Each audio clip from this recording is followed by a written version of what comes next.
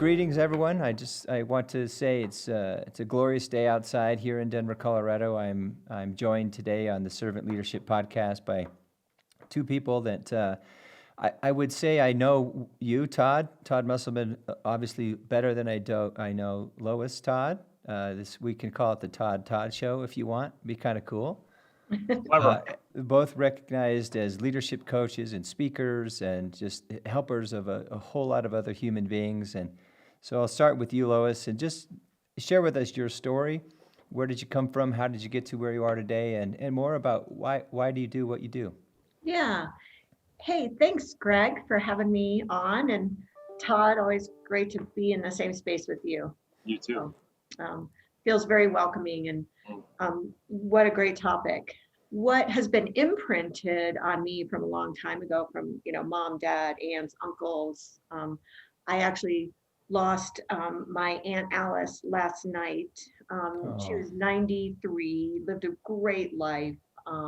She passed very peacefully in Phoenix, but reflecting on that, today it's like, what are the most important things that happened in your life and how you've become? So, I mean, I think those imprints are really my kind of life story, and their generosity of spirit, showing up for other people, being responsible to create space for other people too, to thrive and to feel cared for and seen, and really know that their work, their life's calling has tremendous meaning, in the world. And that's part of where I've come from, and my imprints that I think have led me to the work that I do now as a coach, a leadership coach, executive coach, and doing a lot of team effectiveness work and planning for companies.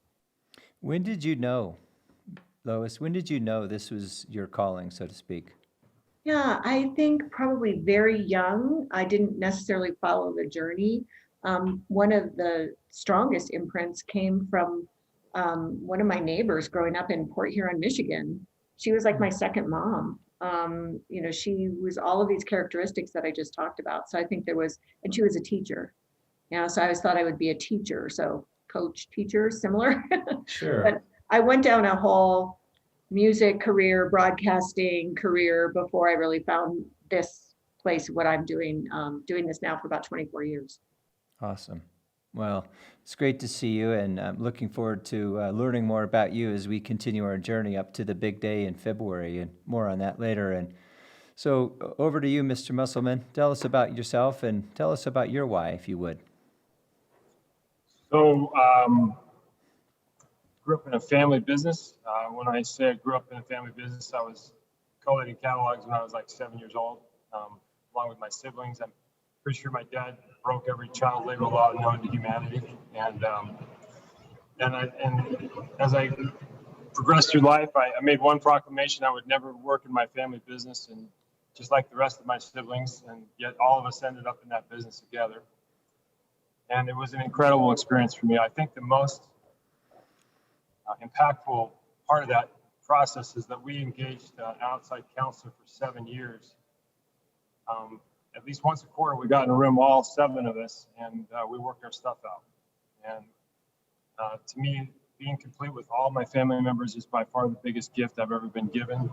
And that's my foundation. That's my unfair advantage, so to speak, to be complete with all my family members. And I don't mean unfair in a bad way, just Sure. It's a rare journey, and I'm so grateful for my parents to have the courage to facilitate that. So it was inside that experience and seeing another incredibly gifted facilitator work through relationships and heal them that I became aware that I really wanted to do this work. And so the problem was I didn't have the courage. I knew, like you asked, when did I know it was my calling? For the last 10 years, I worked inside my family's business. I knew I wanted to do what I'm doing now, but I didn't have the courage. I let fear get in the way in a huge way and played small for a very long time. Then in 2008, we lost the business, and an opportunity showed up to reinvent myself at 47, and so I jumped in, and it's been an an incredible journey since then. I haven't had one day that I would say is a have to day for me. Every single day I get up and I get to do what I'm doing. It's never occurred to me as a have to, and I'm so grateful for that. And so my why is just to take what I've learned and make the biggest impact that I can in the healing process of human beings, and maximize their potential and minimize their suffering, I guess, would be a thing as well. So that's where I come from and my why.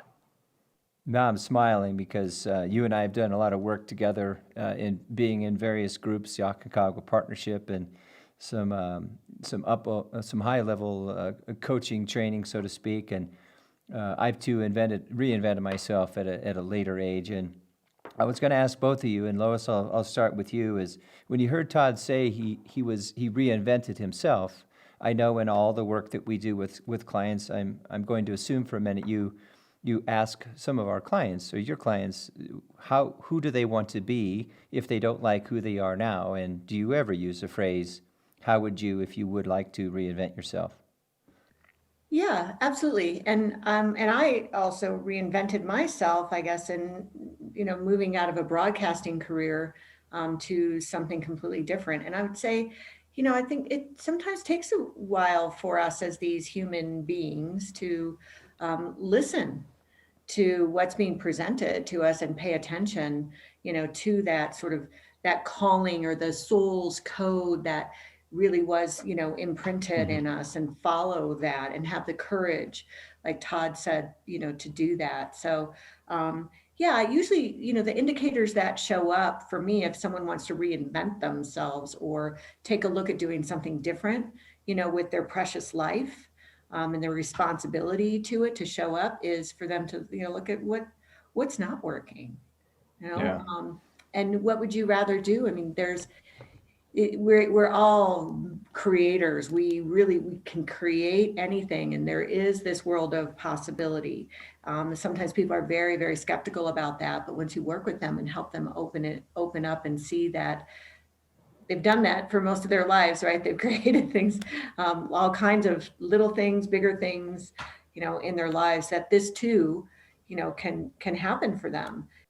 I've learned, and some of it from Todd and others like you guys, I've learned over the years after I started Aden Leadership that shifts can happen in the moment. We can decide in the moment who we want to be or what we want to let go of. And as you mentioned, what's not serving us or what's not good for us anymore. And Todd, I'm going to ask you the courage question. You mentioned it about yourself. You didn't have the courage to. So as a man that obviously mustered it up and got to where you are today, how do you help people find their courage? Well, to me, I guess I first want to drill down and see where courage comes from. Yeah. From my perspective, courage is a manifestation of love. Specifically, a few criteria: loving myself enough to push through the fear. I think it starts there. I got to love myself enough to push through the fear. I don't know anybody that's fearless. I've never met a person that's fearless, but I've met a lot of people that are very courageous, driven by love, loving themselves, loving others, to treat them with respect and kindness and generosity, being vulnerable,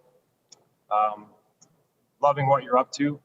I think that's a huge driver of courage, loving what you're up to. I mean, in this day of COVID, I can't imagine a more important thing to get connected to is loving what you're up to, because it's so massive right now and it drives so much of what we do and why we do it. And so I think that one, and then the other one is loving life enough to have fun, allowing yourself to have fun. In fact, pursuing fun with a vigilance that I think couldn't be more important than it is right now, to really vigilantly pursue fun.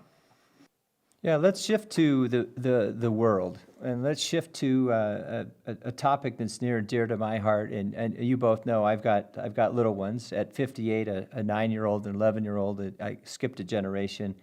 I'm learning a lot about being a parent and being a leader and having fun because they require it, they ask for it, and I deliver it on a regular basis. And I ask really simple questions like, how may I be a better parent today?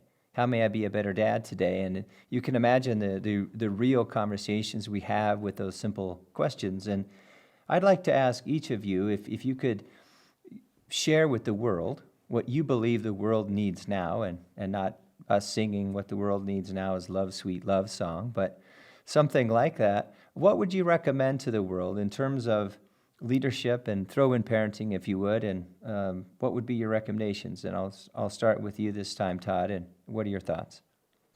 Well, I mean, I think the key to the kingdom of fulfillment and happiness in life really boils down to one word, at least to me, and that's presence. Absent presence, nothing works.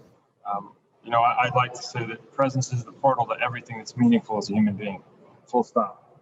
Okay.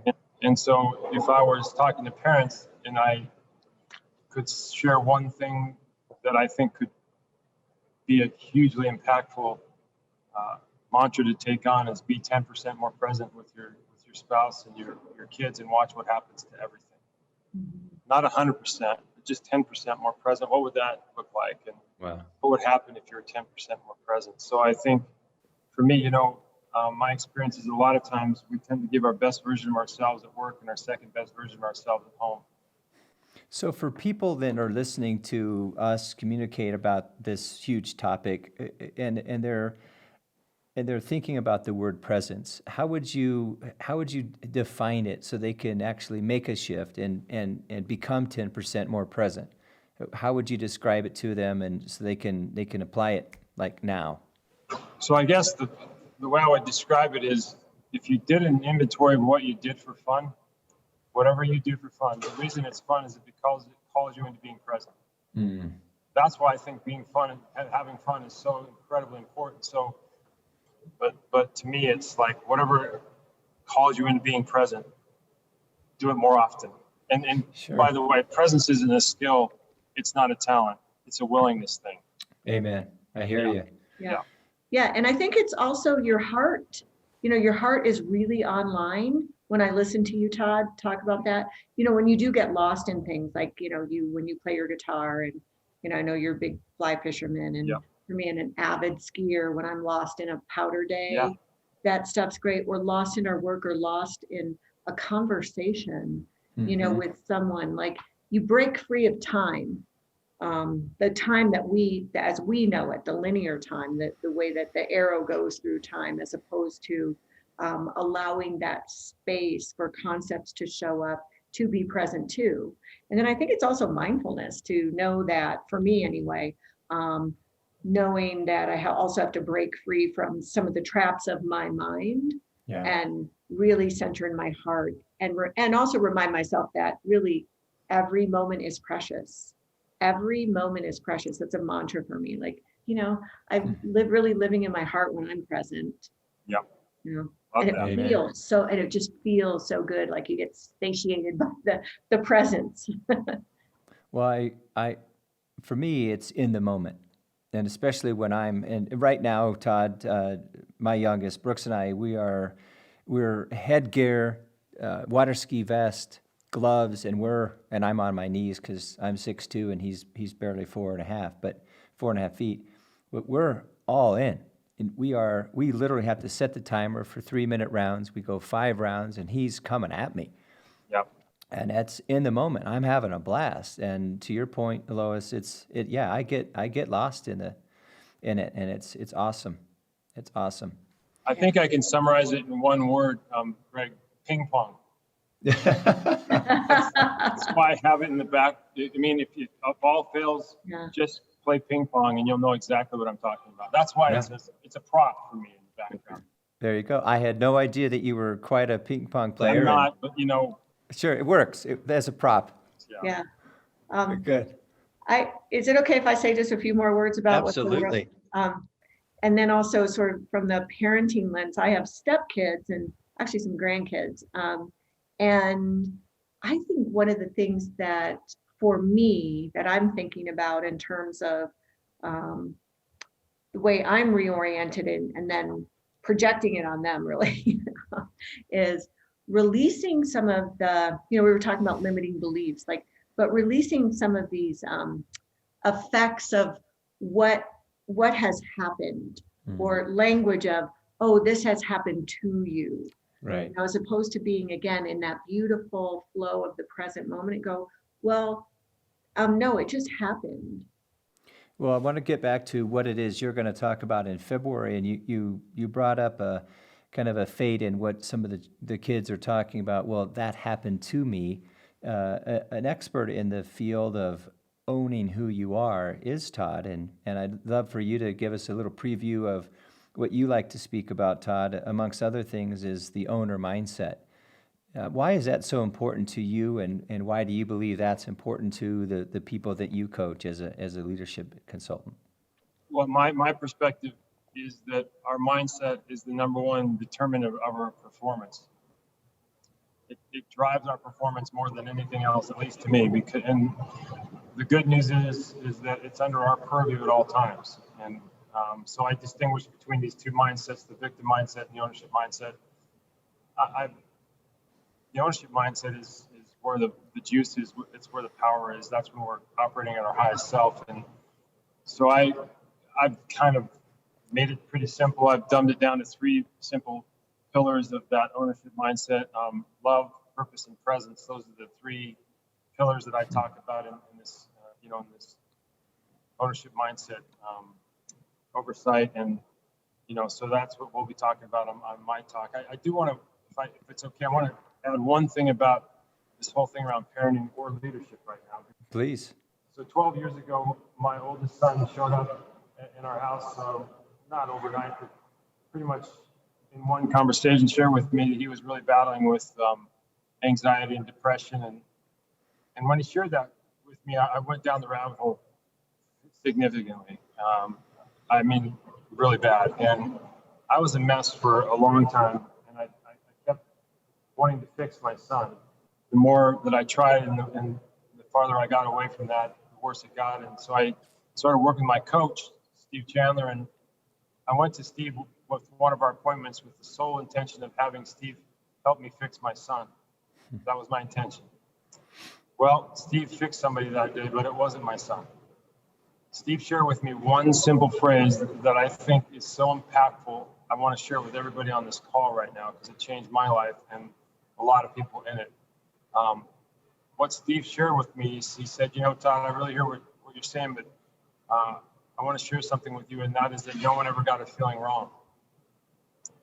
I said, Steve, you're going to have to help me with that. What do you mean by no one got a feeling wrong? He said, I mean no one ever got a feeling wrong. I said, well, how does that relate to this? He said, well, let me take a stab at something right now.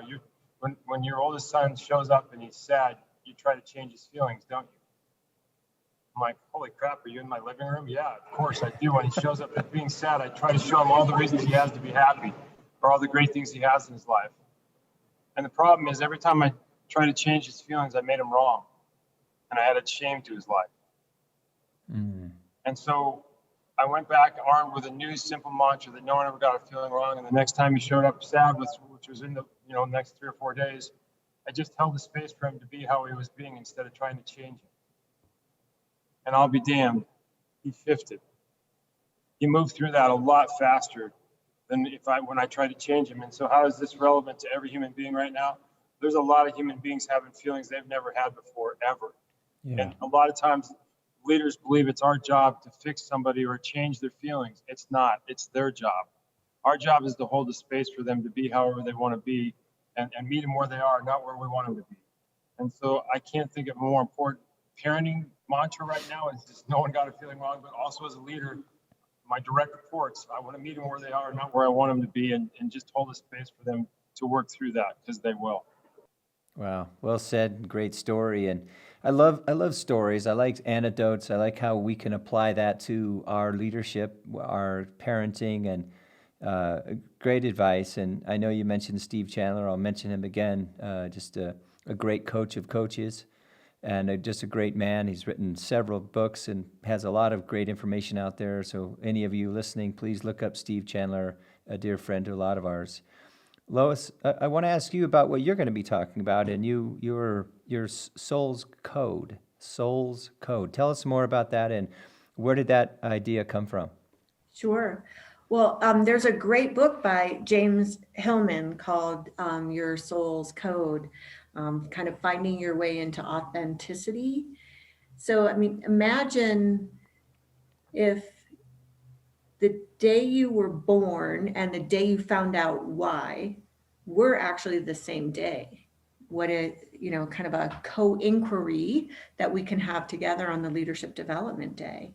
Sure. And as leaders, as humans, as people, bringing that in to say, then how can I really first embrace that, and be authentic with it, and then help others to do some of these other principles that we've talked about today, like when people are seen, heard, cared for. Yeah.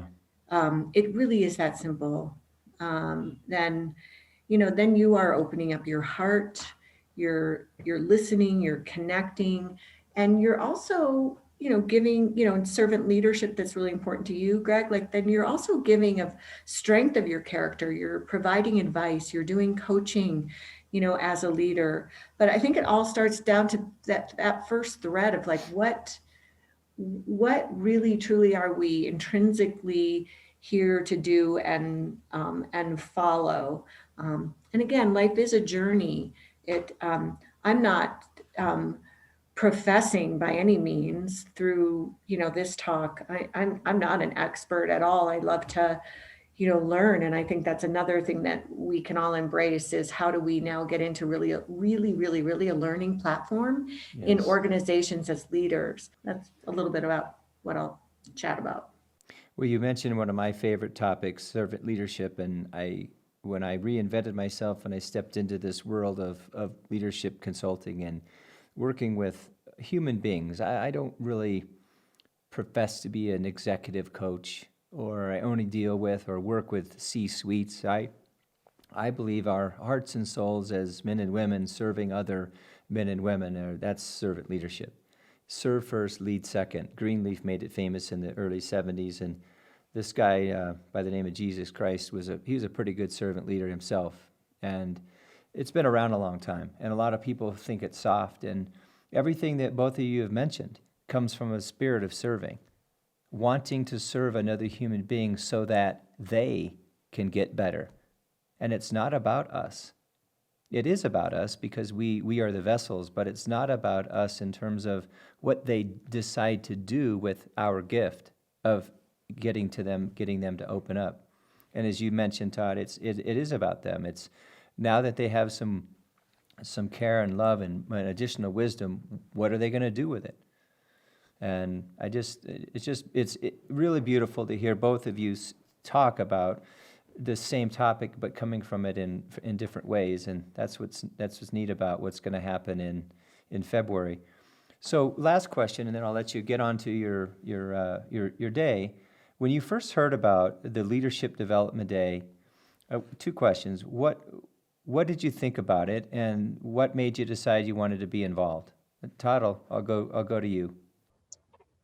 Well, I think what I thought about it was exciting. Anytime working with thought leaders in this world and more of what can I learn, I looked at it from that perspective. I knew some of the people that were going to be part of this day, and I thought I just want to be in the room with them just so I can absorb what they have to share. So there's that. And I think right now, in terms of why this was so intriguing, I don't think there's ever been a more important time in our history as humans to be called in to be powerful leaders. I mean, it's such a vacuum at some level, not overall, but in some places there's a big vacuum of leadership, and I think just to have the opportunity to speak to that for a little bit is really exciting. So that's and just having you involved, Greg, I knew I wanted to be involved. If I'm being honest, that's as much as anything. You asked, and I said absolutely, because I really respect and honor the things that you've been up to and all that I've learned from you. So there's that. Thank you. I definitely look forward to having you there and bringing your musical talents as well. Lois, when I asked Todd this very question, I said, I'm looking for some really powerful, intriguing, interesting female speakers. Who do you recommend? He didn't blink. He said, Lois Todd. I did. And so here we are. We've never met in person, although I feel like I have a new sister in my life. As odd as that may sound, that's what's in my heart. Tell us, answer the same question. When you found out about it, why, and what do you think we should really try and accomplish on February 4th? I think both of you sorted for the people, who were going to be involved, and that was just a hell yes, and a huge, debt of gratitude to you, Greg, to pull this together. It's a lot. So your vision was also really compelling, and your generosity and just talking it through, and also going, you're not necessarily a shoo-in. Todd Musselman gave you an endorsement. That's all, honestly, that's all I needed. First, actually, yes. Yeah. And then just another thought is really this, the energy of the day feels like that there's, it is sort of meeting the moment kind of feeling to me. And Yeah. And again, thank you for the kind words. I appreciate that. And it started with a dream. It started with a thought. It started with a what if, as a little man or a little boy inside a man. And Todd knows, and he'll laugh when I say this. In all of our groups, I've always suggested, why don't we get really good people together and share great visions so other people can grow, develop, and we've pulled some really cool things off. And this Leadership Development Day, or as I like to rephrase it as the Day of Development, is for everyone. When I am asked, well, who should attend? I don't want people to look for their title up there and say, oh, he means me, or they mean me. It's, if you're a human being that wants to get better, you should attend. If you're a leader, absolutely. If you own your own business, but more importantly, men and women who are serving others. And oh, by the way, that means parents. So I can't think of anyone who shouldn't attend, but only if they want to. And I don't know anybody, well, I shouldn't say that. I know very few people who would wake up every day and say, I don't want to grow. I don't want to develop. I just want to stay exactly the way I am. I don't hang around those folks. But this is for people who do wake up and go, how can I get better? And what do we do after 14 to 16 dynamic, fast-paced speakers speak and share? What we can do is we can break up the day and send it out into segments. My dream is organizations see this and say, wait a second, for X amount of dollars, I can put my entire team through a day of development and get better training than I can get if I bring one person in to work with 5 people. Why wouldn't I attend? And if they really liked what 4 or 5 speakers like, they can contact me and I can catalog those 5 or 6 speakers, send them that stuff, and they can watch it over and over and over. And then I would hope they say, hey, I really like that Lois Todd. I'm gonna bring her into my organization. Todd Musselman, I want him to come and speak at my next conference. There's just ways for this to keep on giving, and that's what I truly hope to achieve. And people always say, well, how many people do you hope you will attend? I don't care. If there's 1, if there's 1,000, if there's 10,000. My secret goal is 2,600. And next year, I hope it's 26,000. Because being virtual, there is no limit in space. And I don't know why we didn't think of doing this earlier, but times call for unique ideas, and here we are. I just can't say anything other than thank you. A lot of gratitude right now. Feeling very grateful to have both of you in my life and on the show. And if there's nothing else, Todd, why don't you just, any closing comments you'd like to share? And then Lois, I'll go to you. Gosh, I think the only closing comments would be just gratitude and excitement. And, looking forward to learning from everybody else in the room. That's what I'm excited about. So, well, good. This together one more time. You bet. Lois? yeah, grateful. And look, we're in COVID-19, like there are so many things that you did have to figure out.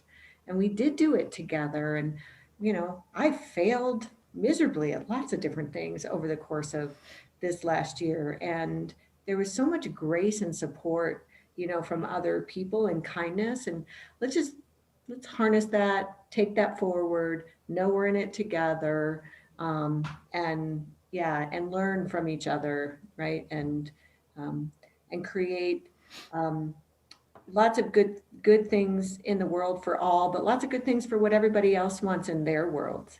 We're all different. We all want different things. So thank you, Greg. Thank you, Todd. Great to see you both. Yeah. Yep. Absolutely, and I'll close with this. Stay connected and create the connections that are serving you, and reach out to someone you haven't reached out in a while and say hello, and if you love them, tell them you love them, and come together. I love what you said about together we will do this. There's no doubt, but you have to want to, and you have to own who you are and serve others. So go out and serve. This is Greg Aden with Todd Musselman and Lois Todd on Your Servant Leader. Thank you. Thanks, guys.